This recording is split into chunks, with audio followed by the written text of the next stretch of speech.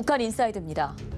북한은 올해 1월과 9월 4차, 5차 핵실험을 진행했고 틈만 나면 장거리 모수단 등 각종 미사일들을 시험 발사하고 있습니다. 이처럼 북한의 핵 미사일 위협이 고조되고 있는 가운데 한미 양국이 미국의 전략 무기를 한반도에 상시 순환 배치하는 것을 검토하기로 의견을 모았는데요. 과연 이게 현실화될 경우에 어떤 무기들이 전개되고 또 어느 정도의 압박 효과를 낼 수 있을지 살펴보겠습니다. 한미 양국이 확장 억제 실행력을 높이는 차원에서 전략 폭격기 등의 상시 순환 배치를 검토해 나가기로 했습니다. 북한은 미국의 전략 무기가 한반도에 전개될 때마다 극도로 예민한 반응을 보였습니다. 지난 2월 북한의 장거리 미사일 발사 직후에 괌 공군기지에 있던 F-22 편대가 출동했을 때가 대표적인데요. F-22A 스텔스 전투 폭격기들이 오산 미 공군기지에 기동 전개했으며 미국과 남조선 괴뢰들은 무자비한 천벌을 그대로 받아들이겠는가? 아니면 뒤늦게라도 사죄하고 사태를 수습하는 길로 나가겠는가 하는 최후의 선택을 하여야 할 것이다. 당시 북한은 김정은의 모습이 담긴 노동신문 사진을 조작하는 등 그의 동선을 은폐하는 움직임을 보이기도 했습니다.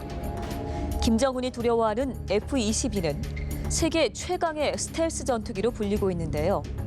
유사시 북한의 레이더망을 뚫고 고속으로 비행해서 표적을 정확하게 타격할 수 있는 능력을 갖추고 있습니다. 김정은이 어디에 있던 타격이 가능하기에 북한이 가장 두려워하고 있는 겁니다. F-22는 일본 오키나와 가데나 기지에도 배치돼 있는데 그중 일부가 한반도에 순환 배치될 가능성이 높습니다. 최근 한반도에 전개된 B-1B 랜서도 북한이 두려워하는 전략 무기 중 하나인데요. 최대 속도 마하 2로 지구에서 가장 빠른 폭격기입니다. 폭탄과 미사일 탑재 능력도 최고로 꼽히고 있습니다. 북한의 5차 핵실험 이후에 괌 기지에서 출격해 2차례 한반도에 전개됐고 지난달 21일에는 오산공항에 착륙해서 나흘 동안 머물기도 했습니다. B-52 전투기도 빠뜨릴 수 없습니다. B-51은 최대 31톤의 폭탄을 싣고 6,400km 이상의 거리를 날아가 폭격하고 돌아올 수 있는 장거리 폭격기로 단독 임무 수행이 가능합니다.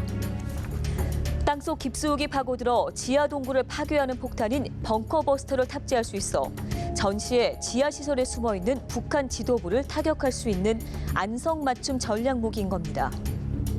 해상에는 바다 위의 군사기지로 불리고 있는 로너드 레이건호도 상시 배치될 것으로 보입니다.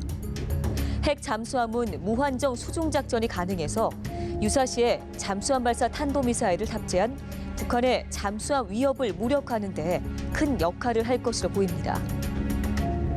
하지만 핵 항공모함까지 상시 배치될지는 두고 봐야 한다는 관측도 나옵니다. 이렇게 어마어마한 능력을 갖춘 미국의 전략 자산이 한반도에 상시 순환 배치되는 건데 어떤 효과를 가져올 수 있을까요? 만약에 한반도에 상시 순환 배치가 된다면 확장 억제의 실행력이 굉장히 높아지는 거죠. 글자 그대로 김정은이가 도발을 하려고 해도 도발 이후에 자기들이 입게 될 피해를 생각한다면 도발을 억제하는 그런 효과가 있을 것이고 그럼에도 불구하고 도발을 한다면 강력하게 응징할 수 있는 그 역량을 높이는 그런 효과가 있는 것이고 또 나아가서는 김정은으로 하여금 국제사회가 요구하는 대로 국제사회의 비핵화를 위한 진정한 비핵화를 위한 대화로 유도하는 그런 효과도 기대할 수 있다고 봅니다. 미국의 전략 무기들이 한반도에 상시 순환 배치되는 것. 과연 브레이크라는 거를 모르고 핵 폭주를 하고 있는 김정은을 압박할 수 있을지 귀추가 주목됩니다. 지금까지 북한 인사이드였습니다.